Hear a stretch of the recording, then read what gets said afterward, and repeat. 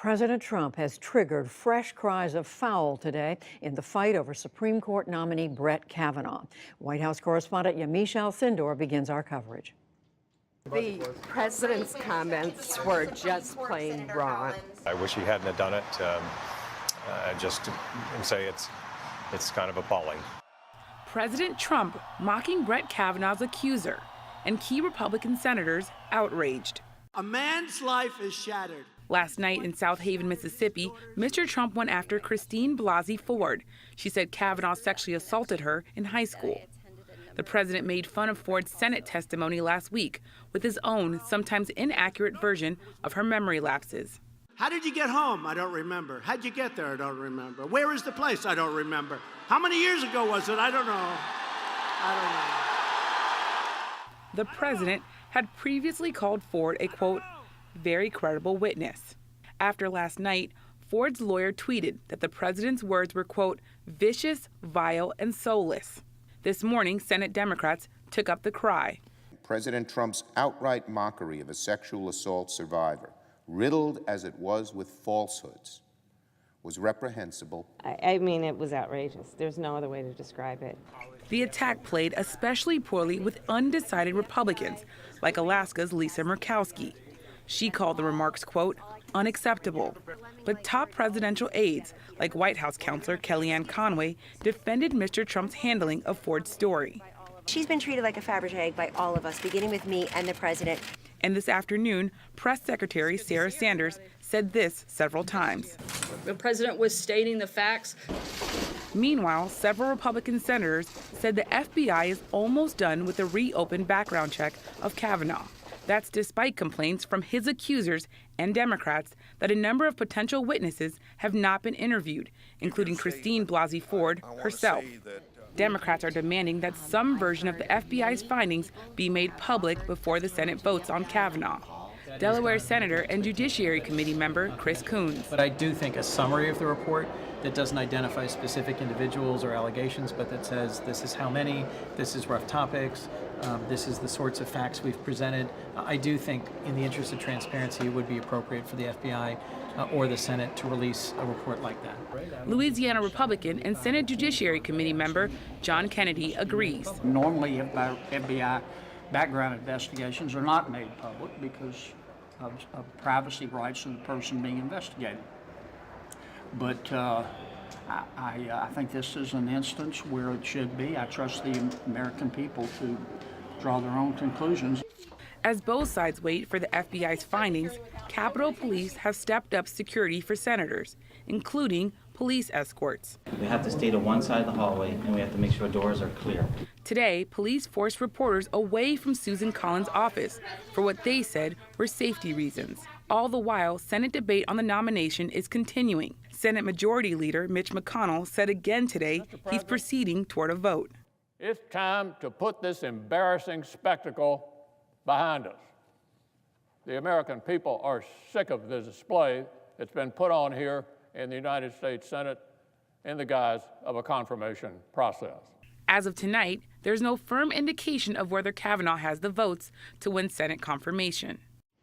And Yamiche joins me now, along with our congressional correspondent, Lisa Desjardins. Hello to both of you. So, Yamiche, as you point out in that report, originally President Trump was respectful of Dr. Ford. He was saying she was someone who was credible. But then the change of tone last night, he's mocking her. What was behind the thinking there? Well, this nomination has really become a moment of cultural reckoning, and President Trump is responding to how polarized everyone has become. He senses this us versus we mentality, and he's in there last night, and he feels as though he wants to really give the crowd what they're asking for. The crowd last night was laughing and clapping as he mocked Dr. Ford, and that's just as important as the president mocking her.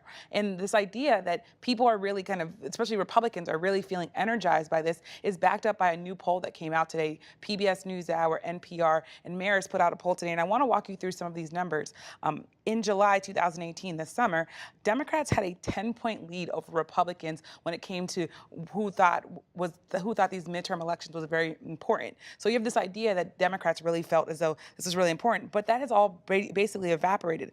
The poll now shows that 82% of Democrats describe the midterms as very important, and 80% of Republicans also describe the midterms as very important. And Democrats, that should be really bad news for them, because Democrats have been talking about this blue wave, talking about taking back the House, even the Senate, and now what you have are Republicans saying this nomination is why I might go to the polls. So energizing Republicans. But you've been talking to people at the White House. How concerned are they, or are they concerned that this could cost them somehow in the midterms, especially among women voters? The president let loose last night, so the simple answer is no, they are not concerned about this.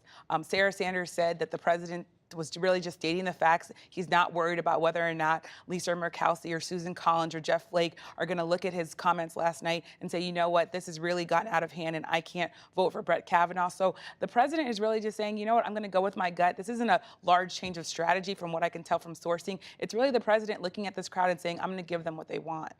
Now, Lisa, there's some late-day developments on the part of Senate Democrats on the Judiciary Committee. What are you hearing? There's a lot to talk about tonight, but we just saw a letter posted by Dick Durbin. He's the #2 Democrat in the Senate, and he's on the Senate Judiciary Committee. He posted a letter questioning a tweet by Republicans in which they said that the FBI background checks to this point on Mr. Kavanaugh have come up with not a whiff of any issue related to either inappropriate sexual behavior or with inappropriate behavior with alcohol. That's what the Republicans tweeted out.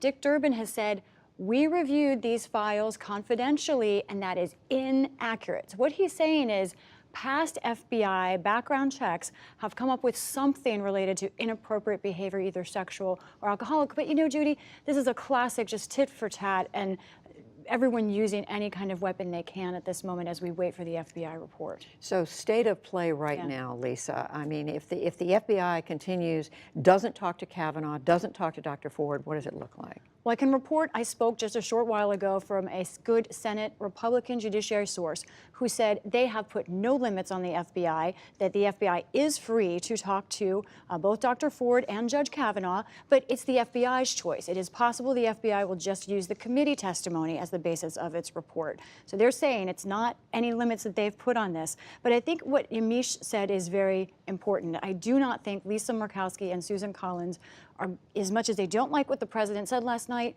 my sourcing is they're not going to vote based on that. So the president's not really taking a risk in ginning up his base. I think that there are bigger questions here about votes. Democrat Joe Manchin came out today, said he is still firmly undecided. Also, his office confirmed to me that Chuck Schumer's not really putting pressure on him, maybe because Chuck Schumer realizes a Democratic presence on these undecided votes really might not help them at all. And I think we're seeing that most of all. Another figure from the poll, Judy, very quickly. The partisan divide on this question is unbelievable. Do you support or oppose the nomination of Brett Kavanaugh? Look at that. Republicans, 88% support, but Democrats, 83% oppose. That divide is just getting larger. It's hardening. Yamiche, Bloomberg News is reporting that the FBI says the reason they're not talking to Brett Kavanaugh, to Dr. Ford, is because the White House has told them not to. What is the White House saying about that? The White House is pointing to the Senate and saying the ball is in their court. Sarah Sanders today from the podium at the White House said that they're really taking and deferring all of their direction from the Senate. The issue with that, of course, is that the FBI is really something that is really an organization, an agency that answers to the White House. It's the White House who can tell the FBI what to do, not the Senate. I talked to a lawyer, a Republican lawyer, who has gone through vetting judicial nominees for Republicans in the past. That lawyer told me that in normal times, the Senate would request the FBI to make some sort of investigation or some sort of supplemental background check, and the White House would just pass off that information.